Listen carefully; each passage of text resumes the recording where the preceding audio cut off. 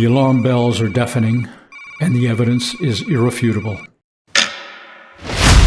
Greenhouse gas emissions from fossil fuel burning and deforestation are choking our planet and putting billions of people at immediate risk. We are on a fast track to climate disaster. This is not fiction or exaggeration. It is what science tells us will result from our current energy policies. This is a climate emergency.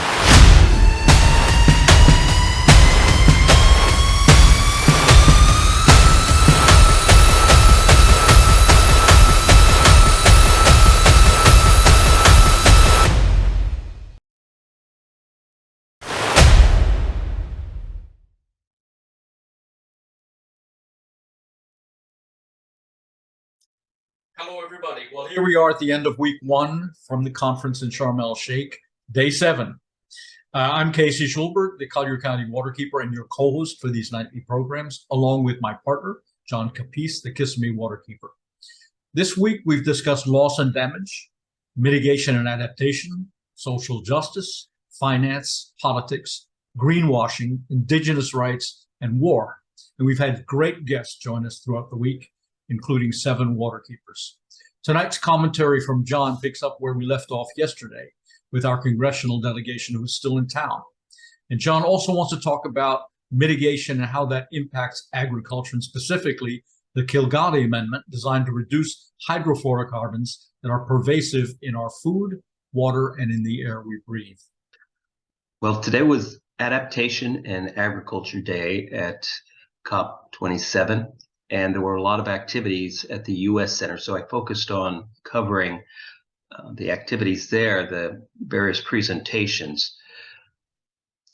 In addition to the members of Congress that we covered the past couple of days, there are also 4 cabinet secretaries here. There's Secretary of State Anthony Blinken, there's the Energy Secretary Jennifer Granholm, and EPA Administrator Michael Regan, and Agriculture Secretary Tom Vilsack. Regan was here last year, and the Energy Secretary was also here last year. I'm not sure if the Ag and Secretary of State were in Glasgow. But the schedule at the U.S. Center was quite packed. A number of interesting presentations, some of which had been delivered last year, like the NASA Hyperwall. I remember watching and learning about that. That's an impressive system for data acquisition and distribution. They started off the session with the U.S. Agency for International Development, and specifically the Administrator Samantha Power. And she talked about how the traditional role of USAID is in development aid, but they're increasingly being tasked with much of the climate relief and the climate adaptation. And she's fearful that as the climate crisis worsens and the demand for climate relief programs increases, that's going to dominate the budget and preclude their traditional development projects. She was followed by the president's top economic advisor, a fellow named Brian Deese. And he was quite adamant about the fact that Biden is intentionally integrating all of his economic programs very closely with the climate policy. So he says there's seldom any issue dealing with economics in which the climate isn't also considered in one manner or another. He also emphasized the public-private partnerships, and a lot of the activities were focused on that. They marched in a number of corporate representatives, all committing to public-private partnerships and greater investment in addressing the climate crisis. And one of the corporate respondents was from Google, and she, of course, emphasized technology. There were probably about 4 or 5 other corporate representatives who stood up and made their acknowledgement statements. And then Secretary Vilsack of the U.S. Department of Agriculture spoke. He outlined a lot of the programs. He focused on the agricultural innovation mission for climate. AIM for Climate is what he described it as. That's an integrated program with the U.S. Department of Agriculture, plus other agencies and many other nations. I think he said approximately 40 nations were already involved in this. He also said that there would be a large conference in Washington, D.C. early next year, I think March, to kind of kick off this program and really attempt to build some momentum with the various ag interests around the United States. He also emphasized fertilizers, the efficient production and use of fertilizers. Some of the discussion was quite constructive.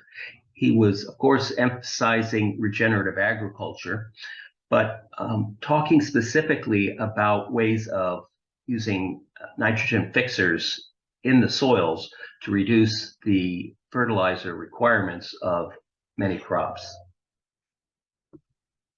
He was followed by John Kerry. John Kerry shows up at just about everything.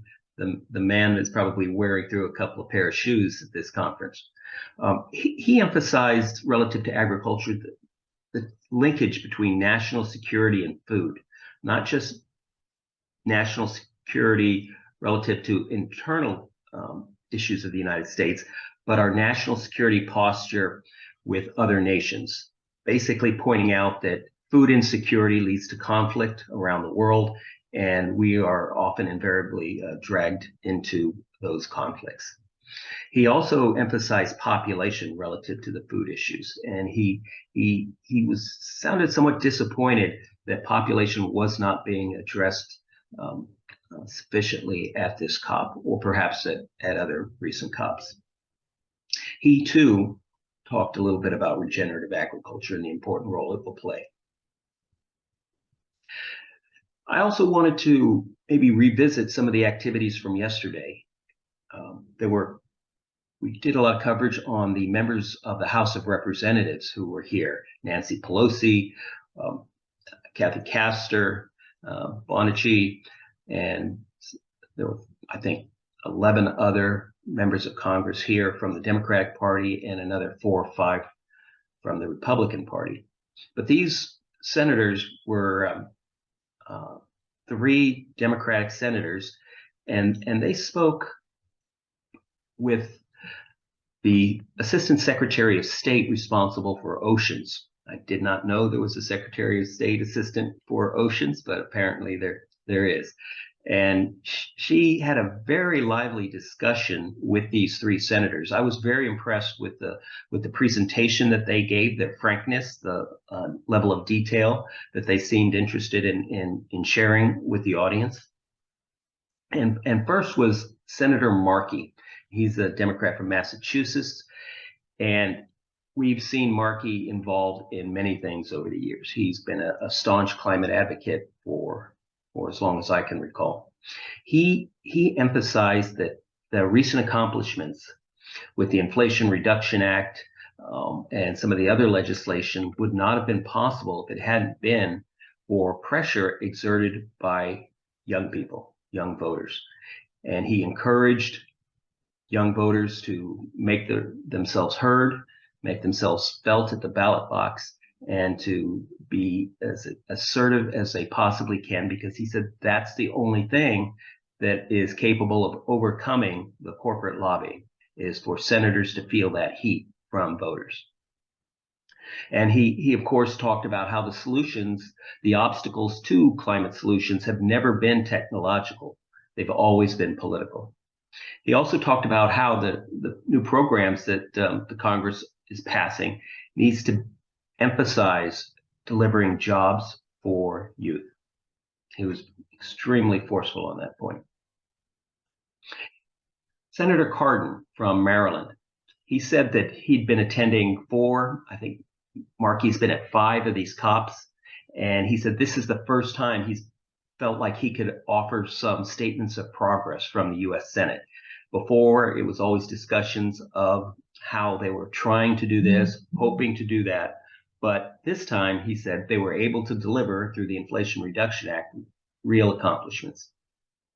He also talked about, as some of the other speakers did, the fact that food security is equivalent to global security.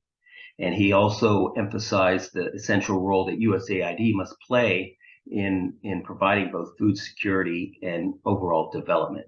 He also railed upon the Chinese, saying that they were not here. They do have a pavilion, but I suspect he's referring to some other aspects of the negotiations. He was followed by Senator Whitehouse, Democrat from Rhode Island. Senator Whitehouse talked about carbon taxes.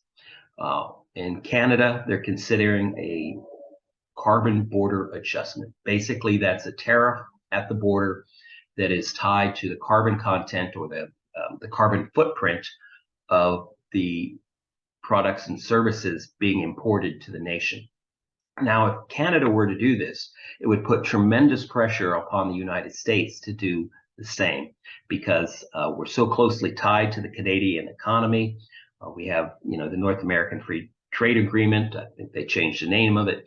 But just as California has the ability to affect policy in all the other 49 states, Canada could exert pressure, the needed pressure, to push the United States towards the program that perhaps CCL, Citizens Climate Lobby, has been advocating for years, which is the carbon fee and dividend.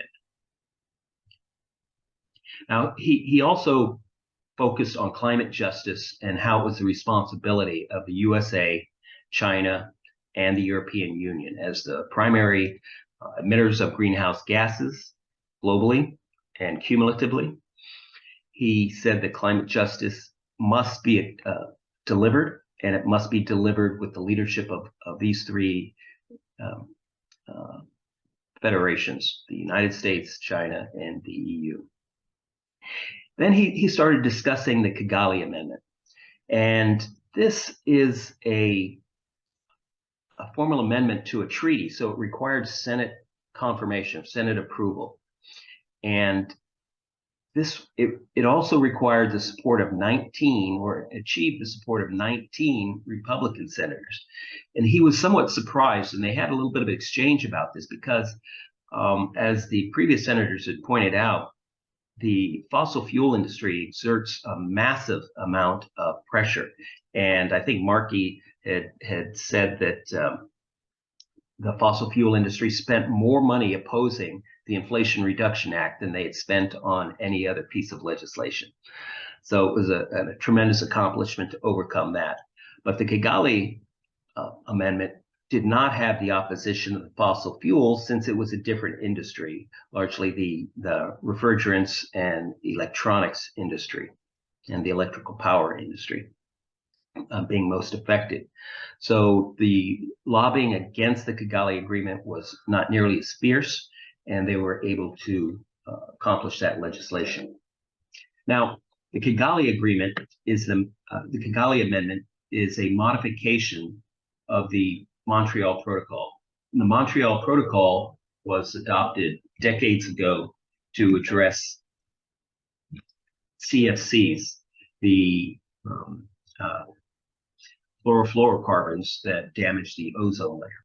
So the Kilgali Amendment is a modification to a long-standing treaty that the United States entered into decades ago to address the damage to the ozone layer being inflicted by chlorofluorocarbons, CFCs. The Kilgali Amendment is designed to address the replacements for CFCs called HFCs, or hydrofluorocarbons.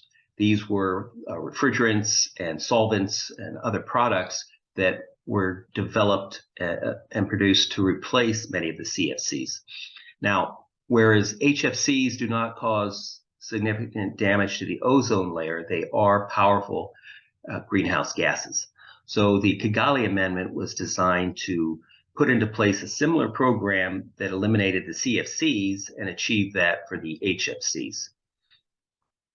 Now, I have some information on some of these chemicals. Most of them, this is actually, I think, a CFC, dichloromethane. And it's produced exclusively in China these days. And you can see how this graph shows that as of 1995 until about 2005, it was sort of leveled off or even decreasing. But then around 2006, it started increasing with Chinese production. And it's used as a solvent and a propellant. So there's a lot of controversy about the Chinese perhaps violating some aspects of the agreement by producing and utilizing these materials. Now, there's a long list of these HFCs and other greenhouse gas chemicals that are emitted into the atmosphere. We have our standard carbon dioxide, methane, and nitrous oxide up here at the top. And over here, you see the multiplier factor. If carbon dioxide has an effect of 1 on climate change or heat retention, methane has a factor of 25 times that.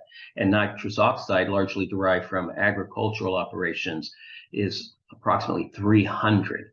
And also a comparable duration in the atmosphere as carbon dioxide, whereas methane is shorter lived. Now, when you start looking at these HFCs and CFCs, there are many of them, but most of them are not increasing in concentration in the atmosphere. But there are a few that are on the rise, and these are sulfur hexafluoride, trifluoromethyl sulfur penta something, fluoroform, and others, including the graph I showed you before, the dichloromethane.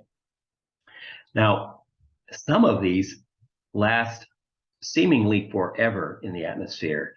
You've got the sulfur hexafluoride lasting over 3,000 years and having a factor of 22,800 the impact of carbon dioxide.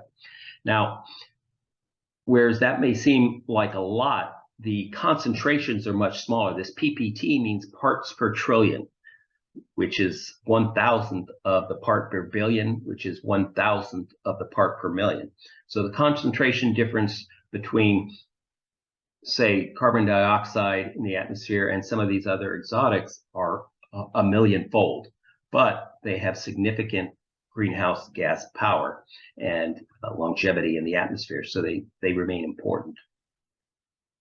So it's also interesting that some of these chemicals are also, like the fluoroform, are also PFAS chemicals. And we waterkeepers, at least in the United States, have been, cooperating on a national survey to assess the extent and concentrations of PFAS chemicals in our environment. And the recent study showed them just about everywhere and in very relatively high concentrations relative to drinking water standards.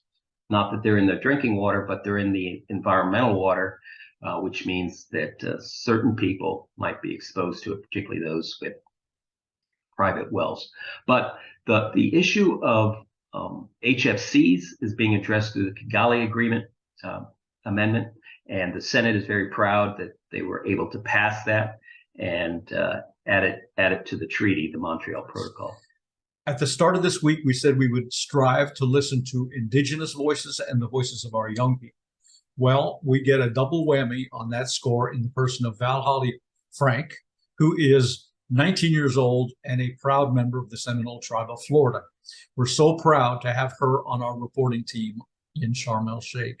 She'll be joined by University of Florida PhD candidate, Argentinian-born Esteban Rodolfili. So I'm really happy to welcome you both, Valholly Frank and Esteban Rodolfili, who've been with us all week. We're at the end of week one now, and they've been moving all over the conference and talking to young people and learning lots and actually sharing their thoughts, which is really, really valuable.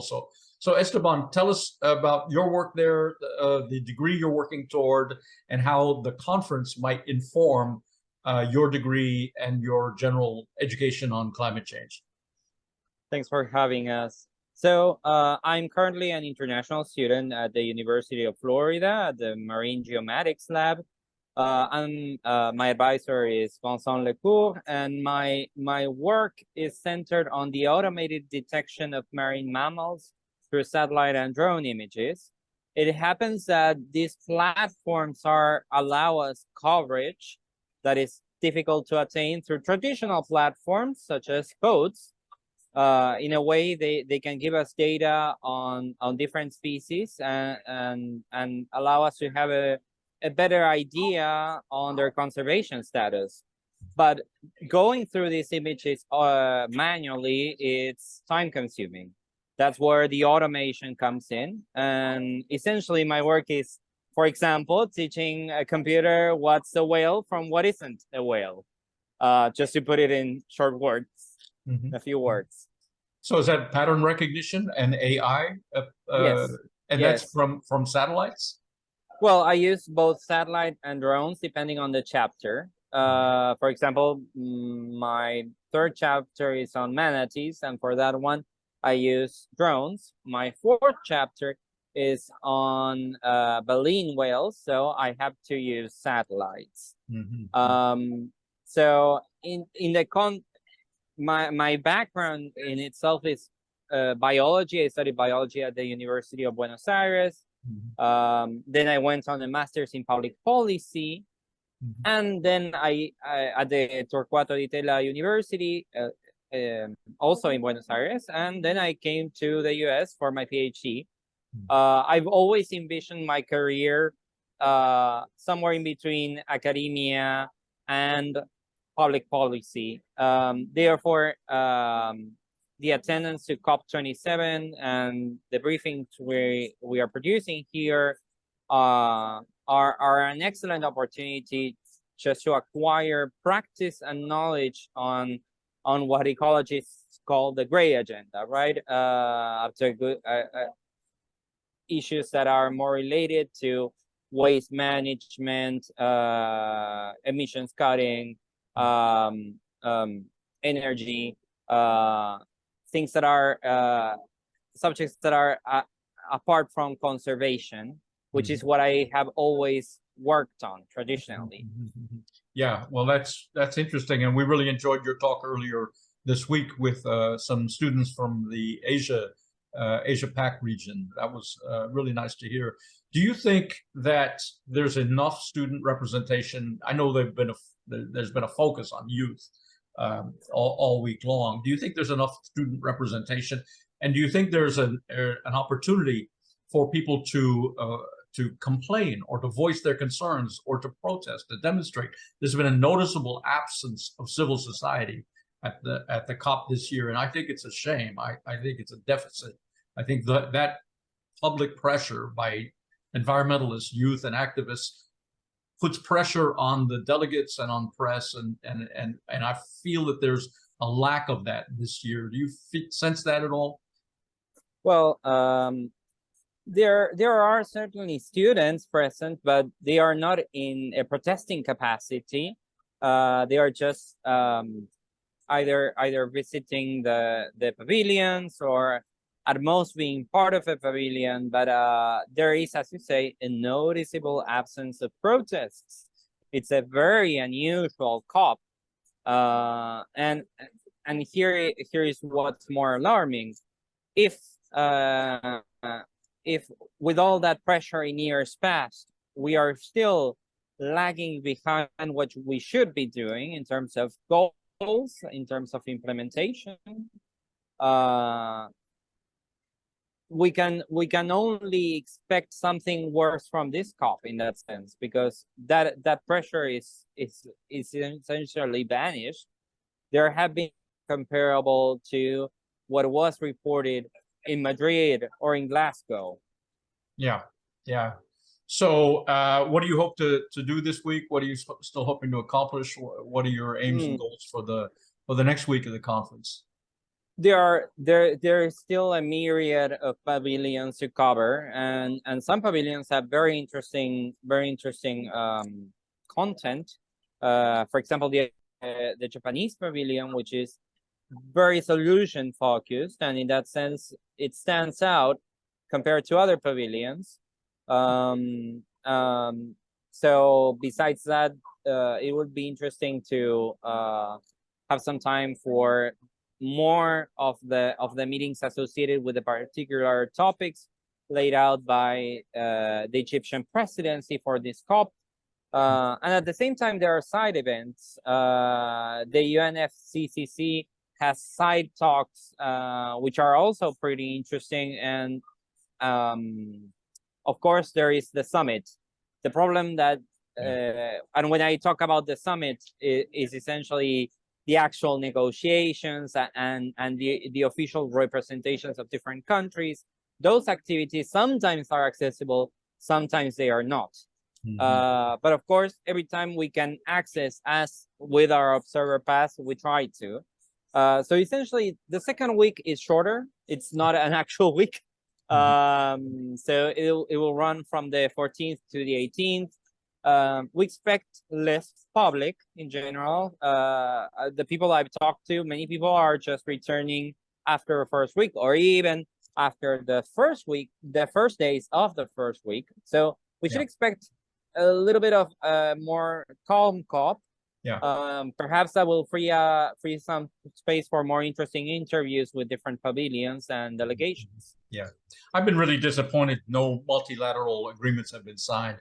By this time last year, we had 4 signs, and you know, they were cruising towards an agreement on fossil fuels, which didn't get dragged over the finish line until 2 days after the conference ended, but at least they got it done. And maybe there's something coming down the pike which we don't know about yet. I hope so, but I've been disappointed by those two elements: lack of protest and lack of agreement signed. We cannot know what would have happened in the past without the protests. It's very difficult scientifically. You cannot turn the clock back. But it's clear that, as you say, what is clear is that this COP has less agreements than the one of the last year. So far. And so far. And unfortunately, yes, there have also been very few protests. Agreed. So Valholly, we lost you for a moment. Good to have you back. I want to talk to you a little bit about you're 19, but you have a lot of history in the environmental movement. So tell us about how you got started, what your first actions were, and then bring us up to date. Yeah, I think I'd have to thank my mom for how I got started, because I was definitely at rallies and meetings while I was in the womb. And I was just sort of raised in that space. My mom always tells me stories about when I was a kid going up to legislators and stuff. So young, I don't even remember, and going up, shaking hands and saying no coal. So I've always been in it. But I really started speaking and being very active in the space when I joined the Reynolds v. Florida lawsuit, a lawsuit in the state of Florida that was suing for our the youth's constitutional rights to property, happiness, and the right of life, saying that Florida contributing to fossil fuel energy is exacerbating climate change and threatening those rights. We also sued on the basis of the public trust doctrine. And unfortunately, our case didn't get a hearing until 2 years in, I believe, and it was recently dismissed.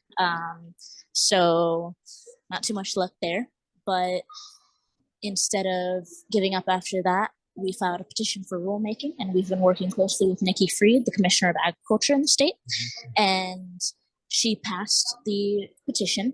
She granted it, and it basically says to get Florida to 100% renewables by 2050. And it is one of the biggest pieces of climate legislation in Florida from the past decade. So that's pretty exciting, especially with our very conservative governor right now. So we've got that passed, and that's a small beacon of hope from Florida. And I can only wish luck to all of the other cases that are happening statewide and in Canada. That petition was a valiant effort. You should be applauded for getting it as far as you did. So yeah, just build on that and move to the next challenge, and I'm sure you'll you will pursue and succeed. So that's really great. And I know your mom a little bit, and I know the apple doesn't fall too far from the tree. And she's really proud of you, and really you're on your way. It's really inspiring to see the work you're doing. Have you enjoyed the COP thus far? Have you been having a good time? You learning things? I'm definitely learning things. It's been getting better as I've made more connections. Just yesterday, I was going back to the apartment, and I just stopped in a small store to get some waters with our videographer, Michael. And I met an actress who's also an activist, and she's in one of my favorite shows at the moment, Reservation Dogs. And for any native that is Sure. watching, I'm sure you've seen Reservation Dogs, and Shot I'm in sure you love it. Oklahoma. Yep. Yeah. And she's actually from Oklahoma, and she invited me to a water ceremony this morning. And since I'm from the East, I was able to sit in and give small prayer and just sort of send blessings from the Southeast. And the Indigenous and youth turnout has been amazing, and it's great to connect with these people. So that's amazing. And I've heard about some really amazing initiatives out of this conference, like Vanuatu is spearheading this initiative to get clarification on international law through the ICJ, the International Court of Justice. And they are working to prove that climate change, like the cases in the States and in Canada, are threatening human rights. And they are looking at climate change from the angle no longer of protecting the environment, but protecting humans as a human rights issue. So they're trying to bring a little bit more humanity into this issue that is usually talked about in a very scientific and very like numerical way, you know? So it's definitely an interesting approach. And hopefully if this clarification does get passed the way that they're looking to get it passed, it will set precedent for, of course, as international law, it'll set precedent all over, and it will prove the state's obligation in protecting their citizens from climate change and its effects. So we might be able to get a little bit lucky in the States with the Youth v. Gov lawsuits, and we'll be able to prove that it's no longer just a constitutional right within the United States, but it is a UN obligation under international law to step up and fight for a fossil fuel free future. Yeah. I mean, we should all be following this right to nature and right to clean water issue. Are you tracking that at all? Are you involved with that movement? Yeah, I'm definitely a little bit more involved with the clean water issue through the Indigenous folks that are here. Our entire ceremony today was a water ceremony, and a lot of talks and prayers about how water is life. And a big thing with Native folks, especially what I'm hearing here, no matter what Indigenous peoples you're listening to, it's always the fact that land is life for Indigenous people. And of course, land is life for everyone. But the way that Indigenous folks have been able to protect the land that they've lived on for centuries, and the way they've given back, is the most sustainable way of life that we can see still today. And this right to water, and clean water especially, is a big issue, especially when you bring into account sustainable energy and how hydroelectric is seen as a renewable resource. And while it is an amazing feat of technology, the damming of these water sources, especially the ones that Native communities rely on, is just further proof that companies will come in and use Native land as if it's free range. How fossil fuel companies have for decades used Native lands and completely worn out all of the resources, and they use that power to go and fuel communities that aren't Native. And of course, the Native communities, they don't get any money from this. So it's just a lot of the same things we're seeing. Yeah, I mean, 80% of the world's biodiversity is being stewarded by Indigenous people. So we have to listen to those voices. We have to help and support them in the good work that they're doing to rebalance the equation and keep our universe, our biosphere, always in in focus. When are you going to run for politics? When are you going to run for office? I was actually talking about that today with the person who's spearheading that Vanuatu campaign. He was actually a guy from Florida, from Naples, Florida, who joined the Peace Corps, and he left the United States and he hasn't been back since. So that has been inspiring. But I was talking to him all about this legal initiative. Yeah, where is he then? He's in Vanuatu right now, and he is an advisor for the government there. And I've heard him speak, and he is just amazing at what he does. Dr. Christopher Bartnett, I believe. But I was talking to him today about how my family, speaking of my mother, my father was on the board in the tribe, and I've always been told, of course, when are you going to be in office and you should get into politics. And I've never been interested in it in a federal or state way with the government. But I would definitely be in tribal politics because I think there's a lot that can be done through tribal nations, and especially with the sovereignty that the Seminole tribe has, we could be a really inspiring nation. Yeah, well, we look to you to start plying your trade and getting into that path. I think we're expecting great things from you. So speaking of politics, you had a little interview last night. Yeah, you met and interviewed a lady, a representative. She's actually the chair of the select committee, the House Select Committee on the climate crisis. So tell us how that happened and how that went, and then we'll go straight to the interview. Yeah, it was amazing. I actually met Kathy Castor in 2019 at COP27 in Madrid. And if anybody has been following the Campus Climate Corps and the daily briefings that we're doing there, you might have seen from the intro video the picture of me meeting Nancy Pelosi. I met Kathy Castor just after that photo was taken. And I saw her again last night.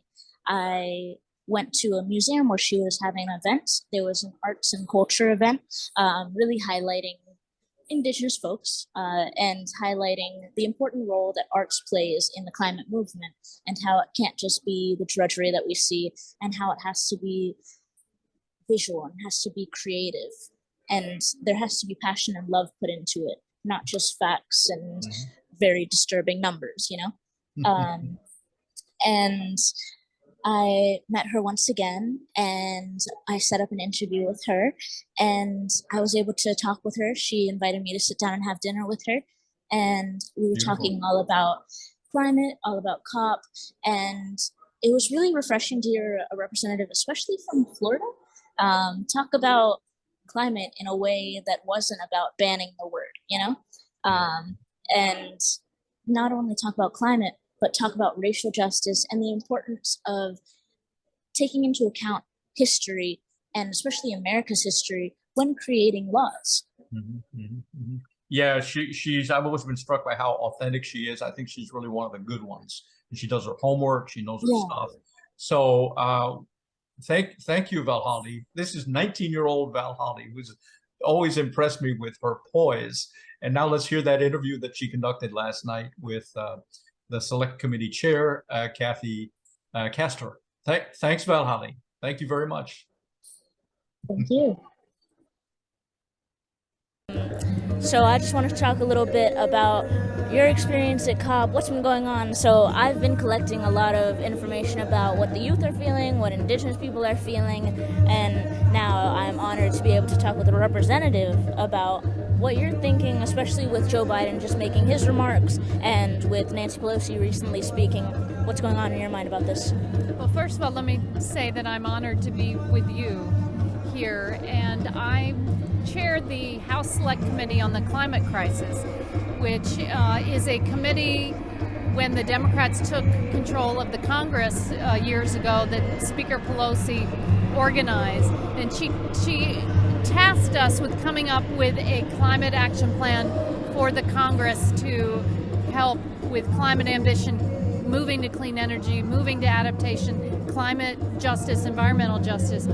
We issued a major report. It has now become the basis of the climate law that was passed in the Congress this year called the Inflation Reduction Act, which is a funny name for the most historic investment in climate in the history of America. It's the new law that's going to move us to solar energy, to wind energy, to energy efficiency, to cut costs for consumers, put money back into their pocket as they buy electric vehicles over the next decade, as they replace appliances with energy efficient appliances. So here we've come to this COP now, finally, with climate action in hand, because there's been a lot of talk from America, not a lot of big action. But now with President Biden's leadership, with the Democratic House and Senate, we were finally able to deliver what people have been asking for and what youth activists across the country have been demanding, and that's addressing the climate emergency. And I was talking to you earlier about the initiatives out of Vanuatu and the ICJ and all of that with the UN.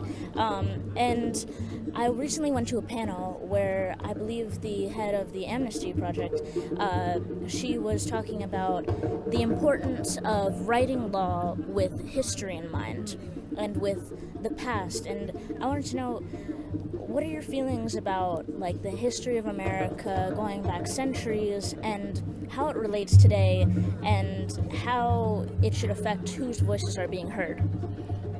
Well, you know, history didn't start in America in 1776. We have a rich, deep history on the continent of North America, and oftentimes, we deal with politicians right now who want to kind of erase history and do not want to be inclusive. For example, we have to grapple with the fact that in America we enslaved people who came from Africa, and we're still living with the injustices today because of that. We had an unfortunate history in America where we wiped away indigenous tribes. We have to live with that history, but not just understand it, but we have to make amends. We have to realize that we have a moral responsibility to lift up everyone and try to right some of those wrongs. And fortunately, we have a president, President Biden, who has said, all right, in all of the investments in clean energy and tackling pollution, 40% of all of those investments will go to frontline communities, indigenous communities, to try to make sure that we're building, we're living up to our values in America. Equality and justice, they're not just words, but they really mean something. And all of the investment in those frontline communities, I heard somebody say the other day, it's always they're on the front lines, not the front page. Are those investments going to have like intermediary aspects, or are there going to be funds and projects going directly to these communities? Yes, the way the Inflation Reduction Act and the new Infrastructure Investment and Jobs Act were written, that a lot of those monies and grants can go directly to communities. For example, sometimes it's a problem when money comes to the state of Florida and you try to get it out of the state capital to Tallahassee to the people, the cities and towns and the tribes. So we intentionally directed many of those funds directly to communities. Now, one of the challenges is many communities on the front lines or that have suffered environmental injustices, they don't have the capacity to write grants, to go to Washington, D.C. and fight for those dollars. So we've added some capacity building initiatives, and now it's our responsibility to work with everyone to deliver. That's great to hear. And you have a few more days at COP, and I know they're going to be very action-packed, very full. What do you hope to see out of your next few days here? We hope that the Inflation Reduction Act, America's new climate law, is an inspiration to other countries across the world to raise their ambition. But we also know that America has an outsized responsibility to the vulnerable nations, to the impacted peoples of the planet. So we intend to really engage in that conversation on how we can use our technology and our resources to help lift up everyone and, again, make amends for what has happened in the past. It's honestly great to hear a politician say that, especially with my history of the lawsuit and grappling with Ron DeSantis himself and previously Rick Scott. And I really hope we can see some good leadership from people, and it's really inspiring to see what you're doing and to see Joe Biden here giving his remarks. And is there anything finally you'd like to say to our viewers, mainly university students, about maybe some hopeful note? Because anybody who's been watching what I've been saying is all very pessimistic. So do you have anything hopeful to say? I would like everyone to know your power, know your political power. Oftentimes, young people, they protest and they get involved, but they don't vote. They don't run for office, and now is the time. It's time for the next generation of leaders to step up and to make change and to hold politicians and leaders accountable. And I trust that you will do that. I have faith in you and your generation. Appreciate it, and thank you. That is Kathy Castor, and I am Valholly Frank signing out. It's always refreshing and so important to hear from our young people. I don't think I was nearly as poised as Valholly when I was 19. I would have been scared to death to go up and talk to a U.S. Congresswoman. We look forward to great things coming from that young lady. Let's go to Michal Fidler's photo recap of the day, including a behind-the-scenes view of what it's like to be in the press corps. Oh, here I am to provide a quick overview of what I experienced today. The event took place in the Sharm el-Sheikh museum, or in front of the Sharm el-Sheikh museum. So there was this music going on. It was a heritage evening. People were dancing. It was an interesting cultural event as well. The nice thing was that when the U.S. delegation came from the visit of the museum, it proved that they are just normal people, because they went to the souvenir shops, were shopping there. Here they were getting some, I guess, papyrus souvenirs and so on. There was also photos being taken with the shop owners. Simply nice event. Only then, after the visit to the museum and the shopping, the actual event where Cathy Castor delivered her speech took place. After all, I recorded there the video with Valholly. You might see tonight. But today I want to talk about my work here as a journalist, because I have here the press badge thanks to Florida Media Group LLC. So thank you for getting me this badge. It helps me tremendously to get around here. Let me give you a short overview of the press center.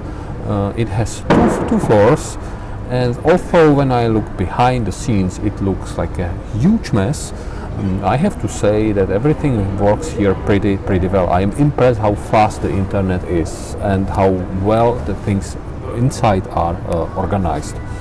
The press center has 2 floors. I usually work on the second floor, which looks like this. It reminds me of a public library. People are just sitting behind their desks. Or some of us have their own computers. There are also computers that are available. Some people sit here all day long. This crew in the black t-shirts with action, I have seen them here every day since 8 a.m. till at least 9 p.m. They are here all day long. This would be a view from the second floor in the press center. Pretty nice view, and yet another shot how the press center on the second floor look like. If you go to the ground floor, there are these cubicles where some of the famous TV and radio stations are located. Here is a glimpse in one of the cubicles.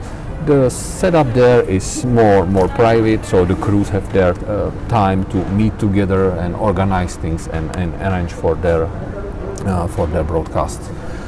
This would be another part of the ground floor where the cheaper TV stations or not so rich TV stations are located. They don't have the private booths or the private cubicles for themselves. I always get amazed how much technique here is. There are lenses and cameras and tripods and in all colors and shapes, and I'm truly impressed how much technique here is. One downside of the press center is that if you don't have the press badge, you cannot bring anyone in who doesn't have the very same badge.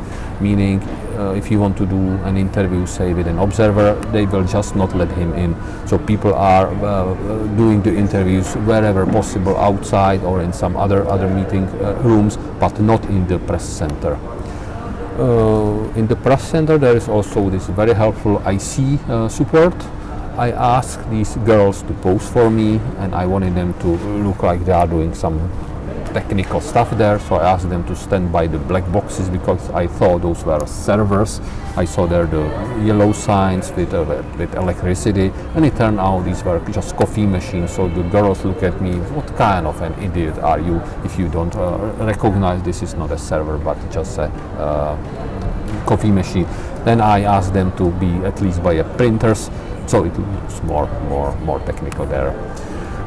One of the things we have here available in the press center is a WhatsApp group where we get notified about all the important events. So today, early afternoon, I was notified that there was the press conference by a US congressional delegation. So I immediately went there and eventually met 3 US senators, which would be Senator Cardin for Maryland, Senator Whitehouse from Rhode Island, and Senator Markey from Massachusetts. We got a chance to also ask them questions, which was, well, that's what belongs to press conferences.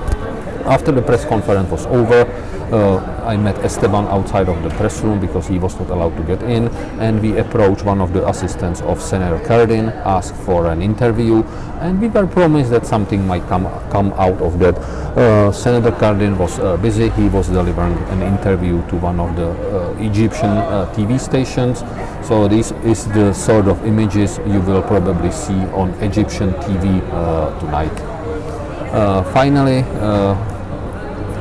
once my work in the press conference room was done, I had to edit few of the videos or interviews Esteban shot elsewhere, so it was a busy day. So then I ran to the media center again to do the work there, because it's simply easier to work there than in some of the pavilions. And after the full day of work, I will probably sleep just like this gentleman there. But I don't want to end with this shot. I want to end with this one. I want to thank this way to Jeff Kuhl and Florida Media Group LLC for their help to get me the press badge, because it helps tremendously. I can do so much more work here than I would be able to do than just visiting the pavilions. And although it's really tiring at times and we don't get much sleep, it's really worth it, and it's great fun to do the journalist or the press work here. You know, as we get to the end of this program, I have to say that I'm disappointed at the gains we have made this week, or rather not made this week. A lot has been said, pledges on spending, clarifications of guidelines, best management practices, but no concrete international agreements have been signed. By all accounts, the venue is brand new, the facility seems great, the technology works, it's all well organized, but without significant agreements concluded between the participating nations, or parties as they're called here, it will be, and forgive me for using a quote from Shakespeare, full of sound and fury, signifying nothing. Well, we've come to the end of another program. We want to thank you for tuning in. We also want to thank our sponsors, the Metzger family and True Elements, and our press sponsor, Florida Weekly. So remember, folks, the sea may be rising, but so are we. Thanks for tuning in. See you tomorrow.